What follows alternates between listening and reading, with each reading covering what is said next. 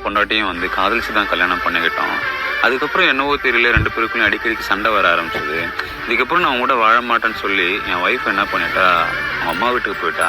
அவங்க அம்மா வீட்டுக்கு போயிட்டு ஒரு 10-12 நாள் கழித்து வீட்டுக்கு வந்தா. வீட்டுக்கு வந்தவ பீரோவை அங்கங்கே எதுதோ ஆராய்ஞ்சிட்டு இருந்தா. நான் எப்படி இருக்க அப்படின்னு சொல்லி கேட்டேன். அவள் அப்படின்ற பதில் மட்டும் நான் கொடுத்தா. அதுக்கப்புறம் பீரோ ஆராய்ஞ்சிட்டு ஏதோ கட்டப்பையில் எடுத்துகிட்டு கிளம்பிட்டா. கிளம்பி போனவள ஏன் கிளம்பிட்டுன்னு சொல்லி கேட்டேன். இல்லை, எனக்கு சொந்தமான பொருள்லாம் இங்கே இருந்துச்சு, அதெல்லாம் எடுத்துகிட்டு போகலான்னு வந்தேன்னு சொல்லி அவள் சொன்னான். அதுக்கப்புறம் எல்லாமே எடுத்துட்டியான்னு சொல்லி நான் கேட்டேன். எடுத்துட்டேன்னு சொன்னான். உனக்கு சொந்தமான பொருள் எல்லாமே எடுத்துட்டேன்னு சொல்லிட்டு என்னையை மட்டும் விட்டு போறேன்னு சொல்லி சொன்னேன். அப்படியே அவள் திரும்பி பார்த்தா. எங்களுடைய 4 கண்களும் சந்திச்சுக்கிச்சு. 4 கண்களுக்குள்ளேயும் கண்ணீர் அப்படியே மிதக்குச்சு.